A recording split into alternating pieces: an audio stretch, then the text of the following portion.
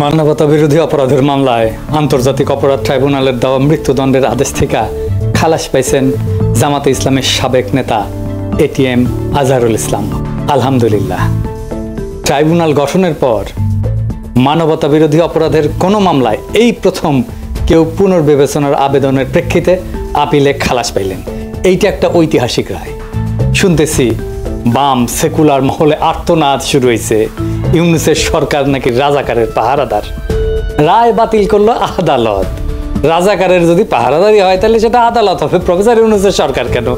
আদালত কি সরকারের পাঠ? প্রফেসর ইউনূসের সরকার তো রায় বইলা দেয় না। এখন রায় বাতিল কইরা বর্তমান আপিল বিভাগ খুব গুরুত্বপূর্ণ কয়েকটা কথা বলছে আন্তর্জাতিক অপরাধ ট্রাইব্যুনালে অতীতের বিচারে আন্তর্জাতিক আইনের মানদণ্ড অনুসরণ করা হয়নি। যে সমস্ত তথ্য প্রমাণ এই মামলায় ছিল তা অতীতের আপিল বিভাগে সঠিকভাবে বিবেচনা করতে ব্যর্থ হয়েছে। দুইটা জিনিস বলছে এবং ফাইনালি মতামত দিছে, যেটা পর্যবেক্ষণে বলছে যে এ মামলায় অতীতের রায়ে গ্রস মিসক্যারেজ অফ জাস্টিস হয়েছে, অর্থাৎ বিচারের নামে ব্যাপক অবিচার হয়েছে। আদালতে যে সমস্ত সাক্ষ্য প্রমাণ উপস্থাপন করা হয়েছিল সেগুলোর পর্যালোচনা ছাড়াই ফাঁসি দিয়ে দেওয়া হয়েছিল। তো আপিল বিভাগ বলছে যে পৃথিবীর ইতিহাসে এটা একটা ট্রাভেস্টি অফ ট্রুথ, অর্থাৎ বিচারের নামে অবিচার। আমি এই অবিচার নিয়ে আমার ইউটিউবের শুরুতে এই ভিডিওটা করেছিলাম, দেখতে পারেন। এইটা শুধু সাক্ষ্য প্রমাণের বিষয় না, অবিচারটা কোন জায়গায় সেটা নিয়ে বিস্তারিত আলাপ করতেছি। কিন্তু আপনাদের জানানোর জন্য বলি যে এমন সাক্ষ্য আনা হয়েছিল এই মামলায়, আজহার ভাইয়ের মামলায়, যে সাক্ষীরা আদালতে এসে বলছেন যে কেউ 3 কিলোমিটার দূর থেকে আজহার ভাইকে দেখছেন, কেউ দেখছেন 6 কিলোমিটার দূর থেকে। একজন সাক্ষীকে জিজ্ঞেস করা হয়েছিল যে আপনার সন্তানের নাম কি? ছেলেমেয়ের নাম বলতে পারে না, স্ত্রীর নাম বলতে পারে না, কিন্তু এটিএম আজহারুল ইসলামের নাম ঠিকই বলতে পারে। কি চমৎকার! এই যে কথিত যুদ্ধাপরাধের বিচার, এর নামে কেন সেটা একটা ঐতিহাসিক অবিচার ছিল, আসেন সেটা এখন বুঝে দেখি। এই যুদ্ধাপরাধের বিচারের প্রস্তুতি শুরু হয়েছিল শেখ হাসিনা সরকারের আমলে 2009 সালে ক্ষমতা আসার পর। কেন হাসিনা এই বিচারটা করতে গেল, এইটা গুরুত্বপূর্ণ, এইটা একটু বুঝতে হবে। 2001 সালের 8ম জাতীয় সংসদ নির্বাচন ছিল বাংলাদেশের রাজনীতির নির্ধারক। বিএনপি ওইখানে 41.40% ভোট পাইছিল আর 193টা আসন পাইছিল। আওয়ামী লীগ পাইছিল একটু কম বিএনপির চেয়ে, খুব বেশি কম না, কিন্তু 40.02% ভোট। এটা সে পাশের দুইটা উপর নিচ করে লিখে দেয়। আর আসন পাইছিল কত? 62টা। জাতীয় পার্টি পাইছিল 7.22% ভোট, 14টা আসন পাইছিল। আর জামাত পাইছিল 4.28% ভোট, 17টা আসন পাইছিল। বিএনপি জামাত মোট পায় 210টা আসন। আপনারা খেয়াল করলে দেখবেন যে ভোট যে পরিমাণে পাইছে, যে পার্সেন্টেজে পাইছে বিএনপি জামাত, তার চেয়ে আসন সংখ্যা অনেক বেশি। কেন? কারণ বিএনপি আর জামাতের ভোট একসাথে হয়েছিল। বিএনপির সিটে সে জামাতের ভোট পাইছে, জামাতের সিটে সে বিএনপির ভোট পাইছে। তো আপনি খেয়াল করলে দেখেন যে আওয়ামী লীগ আর বিএনপির ভোটের তফাৎ কিন্তু বেশি না, 1.5%-এরও কম। এইখানেই আসল ঘটনা। কি সেই ঘটনা? বিএনপি আর জামাত যদি একসাথে থাকে তাহলে আওয়ামী লীগের কোনো চান্স নেই, জিন্দেগিতে সে ক্ষমতায় আসতে পারবে না। তার ক্ষমতায় আসার জন্য দুইটা জিনিসের দরকার, জামাত আর বিএনপির ভোট ভাগ করে দেওয়া আর জাতীয় পার্টিকে কাছে টানা। এইটাই আসলে ইন্ডিয়ান প্ল্যান। বিএনপি জামাত ছাড়ুক, এটা বাঙ্গ প্রগতিশীলদের একটা দাবি না দীর্ঘদিন থেকে? 2008 সালের নির্বাচনে আওয়ামী লীগ তাই করলো।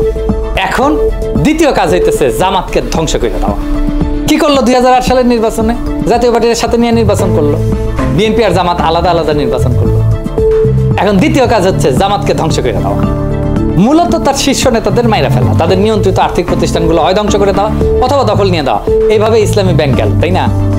আর বিএনপির মধ্যে খুবই হার্ডকোর যারা ন্যাশনালিস্ট, এদেরকেও মেরে ফেলা, যেন তারা কখনোই জামাত আর বিএনপির মধ্যে ঐক্য নিয়ে দলের মধ্যে ওকালতি করতে না পারে।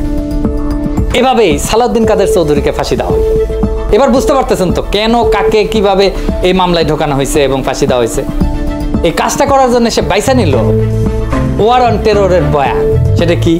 বুশ আর ব্লেয়ার মিলে তখন সন্ত্রাসের বিরুদ্ধে অনন্ত যুদ্ধ করতেছে, মানে ইসলামকে পাইতেছে সারা দুনিয়ায়। হাসিনা যায় বললো এই যে জামাত, এই হচ্ছে সেই ইসলামী জঙ্গি যারা 1971 সাল থেকে এই অঞ্চলে সন্ত্রাসবাদ চালায় যাইতেছে। ইনওয়েডা ভুলভাল হিন্দিতে সাক্ষাৎকার দিছিল। আপনারা সেটা শুনলে বুঝতে পারবেন কোন কোন ন্যারেটিভ হাসিনা ইনু এরা তৈরি করছিল জামাতের বিরুদ্ধে, শুনেন। 71 सन का मुक्ति युद्ध में पाकिस्तान हमका विरुद्ध था एवं पाकिस्तान हमका साथ लड़ाई किया था। उस टाइम से जमात इस्लामी एक आतंकवादी संगठन था जो मनुष्य को, आदमी को मार दिया, नारी को मार दिया। वो संगठन पाकिस्तान बैक करता है एवं वो संगठन का जो आदमी मारा था उसका लिए विचार कर रहा है, फांसी भी हो गया।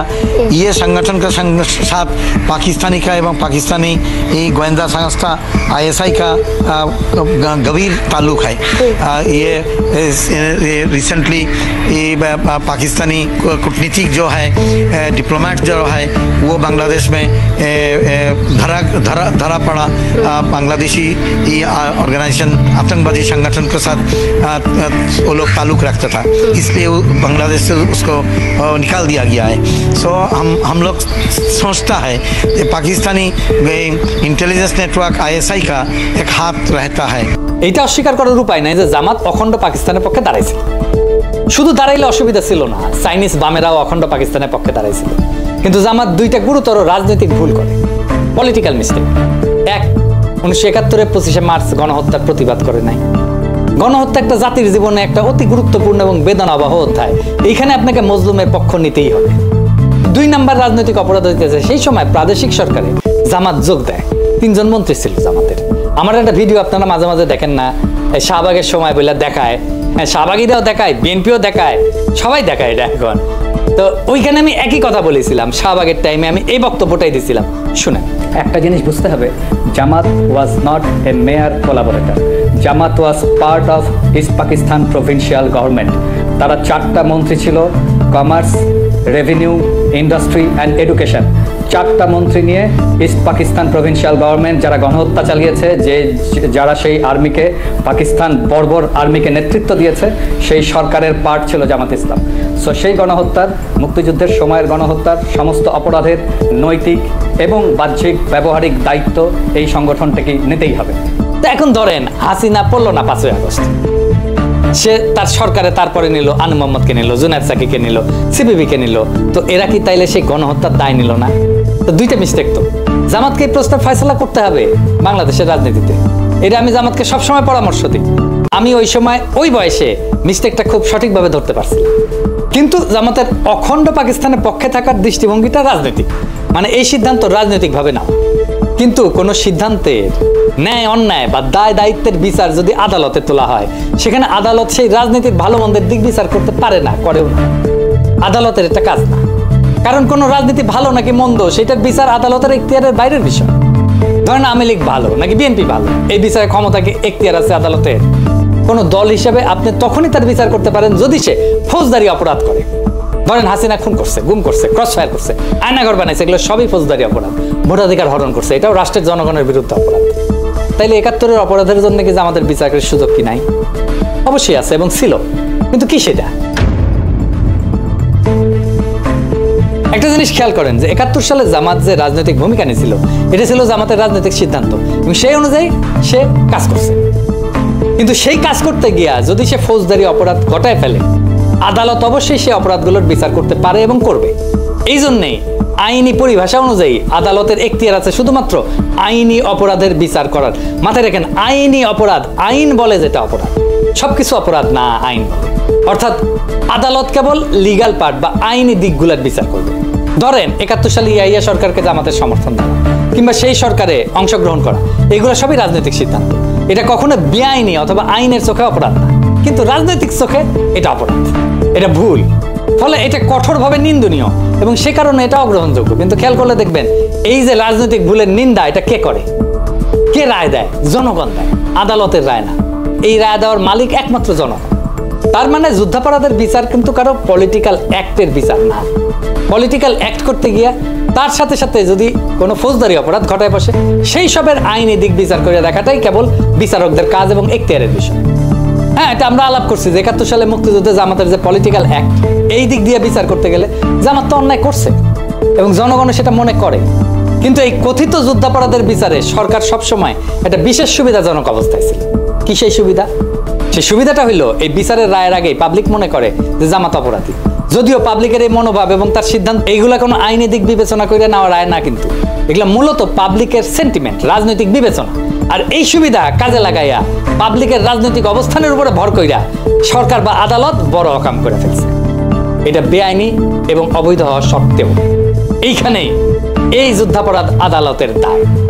যুদ্ধাপরাধের বিচারের নামে শেখ হাসিনার কথিত সেই আদালত এই অন্যায় কাজটা করছে মৌলিকভাবে 3 জায়গায়। 1 নাম্বার, একটা অপরাধ যখন সংগঠিত হইতেছে আপনার তখন জানা থাকা লাগবে যে এইটা অপরাধ। ধরেন বাংলাদেশের আইন হইল যে জাউরার সিল বলে ভিডিওতে সিল দেওয়া যাবে, হ্যাঁ ফেয়ার এনাফ। তো আমি আর কাউরে ভিডিওতে সিল দেবো না, এটা যখন আইন হয়েছে তারপর থেকে। কিন্তু আজ থেকে 10 বছর পরে আইন বানায় আমার আইসা যদি ধরে বলে ওই তুমি 10 বছর আগে জাউরার সিল দিছিলা না তোমার ভিডিও, তো তোমার ফাঁসি হবে, এটা বললে তো হবে না। এটা বললে হবে যুদ্ধাপরাধ বিচারের ট্রাইব্যুনালের আইন সব বানানো হয়েছে হাসিনার আমলে, বানায় বলা হইতেছে তুমি ওই 1971 সালে এই অপরাধ করছিলে, কারণ এটা এখন অপরাধ। তো হাসিনার আমলে আইন বানায় 40 বছর আগের একটা ঘটনা বিচার করা হচ্ছে, এটা করা যায় না। 2 নাম্বার, সাক্ষ্য আইন বদলায় দেওয়া। এখানে আইন কইরা নেওয়া হয়েছিল যে যুদ্ধাপরাধ বিচারের ক্ষেত্রে প্রচলিত সাক্ষ্য আইন প্রযোজ্য না, মানে কোনটাকে আমি সাক্ষ্য হিসাবে বিবেচনা করি সেটা একটা সাক্ষ্য আইন আছে। তার মানে বিচারক যদি মনে করে যে লোক মুখে শোনা কথা সাক্ষ্য হইতে পারে, তাহলে শোনা কথাকেও সাক্ষ্য বলে গ্রহণ করা হবে। ফলে এটা আদতে কোনো বিচারই হয় নাই, হইতেই পারে না। পরিষ্কারভাবে একটা প্রেজুডিস, মানে ধরেন পত্রিকায় প্রকাশিত সংবাদকে সাক্ষ্য হিসেবে ধরা হয়েছে। যদি তাই হয় তাহলে তো আমারও ফাঁসি দেওয়া যাবে, আর তাজ হাসমিনও ফাঁসি দেওয়া যাবে, কারণ আমার নামে তো তাজ হাসমিন নামে তো ভয়ঙ্কর সাইবার সন্ত্রাসী বইলা নিউজ ছাপাইছিল, তাই না, অনেক পত্রিকা। এখনো সালাউদ্দিন শোয়েব চৌধুরী বালসাল পত্রিকা আর্টিকেল লেখে তারা আমাদের ইসলামী জঙ্গি বলে, তাহলে বুঝেন কি ভয়ানক অবস্থা করে রাখছে। তার মানে যেটা সাক্ষ্য হিসাবে আদালতে বিবেচিত হয় না সেটাকেও সাক্ষ্য বানাইছে। আপনার নামে একটা পত্রিকায় নিউজ ছাপে দিবে, তারপর ওইটা দিয়ে আপনারে ফাঁসি দিয়ে দিবে। 3 নাম্বার, আদালতের বিচারের ক্ষেত্রে সুনির্দিষ্ট ধারার ঠিক কোন ধরনের কাজ করলে কোনটা অপরাধ গণ্য করা হবে, সে অপরাধের কি শাস্তি হবে, এই বর্ণনাগুলো তালিকা হিসেবে ধারাবাহিকভাবে কোড হিসেবে সাজানো থাকে, এটাকে বলে পেনাল কোড। আদালতে অভিযোগ দায়ের করার টাইমে অপরাধের ওই ধারাবাহিক নাম্বার উল্লেখ করে মামলা সাজানো হয়। এটাই আমাদের প্রচলিত ভাষায় অপরাধের ধারা বলি। যেমন ধরেন কওয়া যায় 302 ধারা মানে এটা খুনের অপরাধ, 420 মানে 420 বলি আমরা যেটা, এটা হইতেছে প্রতারণার অপরাধ। এইরকম খেয়াল করবেন, যুদ্ধাপরাধের বিচারের আইনে কয়া দেওয়া হয়েছিল প্রচলিত পেনাল কোড এই বিচারের ক্ষেত্রে প্রযোজ্য না। এবার হাত পা বাইন্দা গোলপোস্ট যদি ইচ্ছা মাফিক সরাই দেওয়া হয় তাহলে এটা কি আর বিচার বলা যায়? বিচার বলে কিছু অবশিষ্ট থাকে? তার মানে এখানে পুরাটাই বিচারকের খেয়াল খুশি মর্জির উপরে ছেড়ে দিয়া কথিত বিচারটা করা হয়েছে। ঠিক কোনটার কারণে এটা অপরাধ হিসেবে গণ্য হয়েছে এটা থেকে শুরু কইরা চার্জ গঠন, এমনকি ওই অপরাধের কারণে কি শাস্তি দেওয়া হবে সেটাও মর্জি মতো। ফলে বিচারক মর্জি মাফিক বেকসুর খালাস থেকে শুরু করে মৃত্যুদণ্ড পর্যন্ত সব ধরনের শাস্তি দিতে পারছে। চার্জ গঠন, বিচার এবং রায় সবকিছু ক্ষমতায় বিচারকের হাতের মুঠায় ছিল। এটা কোনো বিচার না, এই জন্য এটাকে জুডিশিয়াল কিলিং বলা হয়েছে। এইসব তুগলুকি কারবার আমরা সেই 2010 সাল থেকে দেখে আসতেছি। তাই আমার মনে শুধু একটাই প্রশ্ন জাগে, বিচারের নামে এইসব বুঝলো কি? এইটা একজন আইনের প্রাথমিক ছাত্রের কাছেও তো ধরা পড়ার কথা। বিচার প্রক্রিয়ায় যে ফাঁকগুলা এটা সাধারণ চোখে দেখা যায়, অথচ যুদ্ধাপরাধের বিচারের নামে এই ঐতিহাসিক অবিচারের বাটপাড়িগুলা বামপন্থীদের নজরে এড়িয়ে গেছে। এখনো তারা হা হুতাশ করে, এমনকি যারা আইনের লোক তাদেরও। বামপন্থীদের কি দায় নাই তাদের নেতা কর্মীদের আইনের প্রাথমিক ধারণা দেওয়ার? আজাদ সাহেবের খালাস পাওয়ায় বামদের আজারিতে একটাই ব্যাখ্যা, সেটা হইতেছে ওনারা বাঙ্গ প্রগতিশীল এবং বুঝতেই পারতেছেন সেই কারণে ওনারা ধর্মবিদ্বেষী। কাজেই জামাত মারার নামে ধর্ম উচ্ছেদের এই মহান আয়োজনে এই সময় তো তিনি ঘরে বসে থাকতে পারেন না। প্রগতিশীলতার নামে, ইসলাম কুপানোর নামে সমাজের এই কথিত প্রগতিতে সামিল না হইয়া উনি কেমনে থাকবেন? কে জানে, বামেরা হয়তো সুখ অনুভব করছিল এইটা ভাইবা যে শাহবাগের এই উত্থান এটা নিশ্চয়ই বাংলাদেশের এক রয়ার এনেছা, এক নবজাগরণ হোক না সেটা চরম অবিচারের রাস্তায়। তবুও আমেরিকা এবং শেখ হাসিনা কোলে বৈশা ইসলাম কুপানির এই মহোৎসব এটাতে সামিল না হওয়ার নস্টালজিয়ায় তারা ছাড়তে পারতেছে না। ওরা যেভাবে মনে করে 1971 ইসলামকে পরাজিত করা হয়েছিল, ঠিক একইভাবে মনে করে শাহবাগে তাদের ইসলাম কুপানির যুদ্ধের বিজয় হয়েছিল। তাই আজার ভাইয়ের মুক্তি একটা ল্যান্ডমার্ক, বাংলাদেশের জন্য একটা ঐতিহাসিক ঘটনা। যদিও অনেককে আমরা হারাইছি, হাসিনা পতনের মাত্র কিছুদিন আগে আমরা মাওলানা সাইদিকে হারাইছি। আরো অনেকে আছেন যেমন মাওলানা আবুল কালাম আজাদ, ওনার মামলাটার নিষ্পত্তি দরকার। এই সাথে 1975-এর আগস্ট বিপ্লবী যারা আছেন, ওনাদের মধ্যে যারা বেঁচে আছেন তাদের মামলাগুলো ফয়সালা করে ওনাদের সসম্মানে দেশে ফিরে আনা হোক। আজার ভাইয়ের খালাস শুধু একজন মানুষের মুক্তি না, এটা বাংলাদেশের বিচার ব্যবস্থার উপর চাপায় দেওয়ার রাজনৈতিক প্রতিহিংসার মুখোশ খুইলা ফেলার প্রথম ধাপ। এরাই দেখাই দিল যে সত্যকে দমায় রাখা যায় কিন্তু মুছে ফেলা যায় না। যুদ্ধাপরাধের নামে যে ট্রাইব্যুনাল বানানো হয়েছিল তা আদতে ছিল একটা রাজনৈতিক হত্যার যন্ত্র, যেখানে আইন ছিল সাজানো, সাক্ষ্য ছিল বানানো, আর বিচারকের মর্জি ছিল শাস্তির একমাত্র মানদণ্ড। আজকের এই ঐতিহাসিক রায় প্রমাণ করলো রাজনীতি দিয়া আইন চাপায় দেওয়া যায় না, এবং যখন এমন অন্যায় এক যুগ ধরে চলতে থাকে তখন একদিন না একদিন ইতিহাস পেছন ফিরে তাকায়। আজ সেই ইতিহাসের মুহূর্ত। যারা একদিন ন্যায় বিচারের নামে হাততালি দিছে তাদের এখন বুকে হাত দিয়ে ভাবা উচিত, আপনি কি সত্যি ন্যায় চাইছিলেন, বিচার চাইছিলেন, নাকি শুধু প্রতিপক্ষের ধ্বংস চাইছিলেন? আজহার ভাইয়ের মুক্তি এটা শুধু জামাতের জয় না, এটা বিচার ব্যবস্থার একটা ক্ষণিকের পুনর্জাগরণ। আজহার ভাইয়ের মুক্তি হলো একটা রাষ্ট্রের আত্মসমালোচনার শুরু। এখন সময় আসছে অন্যায়ভাবে যারা ফাঁসিতে ঝুলছেন এবং এখনো যারা পালায় বেড়াচ্ছেন তাদের মামলাগুলোকে সবগুলোকে আবার পুনর্বিবেচনা করা। এই বিচার প্রক্রিয়ার ধ্বংসস্তূপের মধ্যে থেকে আমাদের নতুন করে নির্মাণ করতে হবে একটা সত্যভিত্তিক, ন্যায়ভিত্তিক এবং রাজনৈতিক প্রতিহিংসামুক্ত বাংলাদেশ। সেই বাংলাদেশে কেউ আর কেবল রাজনৈতিক মতাদর্শের কারণে ফাঁসির দড়িতে ঝুলবে না। সেই বাংলাদেশে বিচার হবে অপরাধের, মতাদর্শের না। সেই বাংলাদেশে বাম কিংবা ডান কেউ আর ধর্মের নামে, জাতীয়তাবাদের নামে বা মুক্তিযুদ্ধের নামে বিচারের ছদ্মবেশে হত্যা করবে না। আজহার ভাইয়ের মুক্তি এক নতুন যাত্রার সংকেত। এই যাত্রা শুধুমাত্র একজন মানুষের না, এটা একটা জাতির আত্মসমালোচনার পথ চলা। এখন সময় সাহস করে সেই পথে পুরা জাতিকে নিয়ে আগায় যাওয়া। ইনকিলাব জিন্দাবাদ।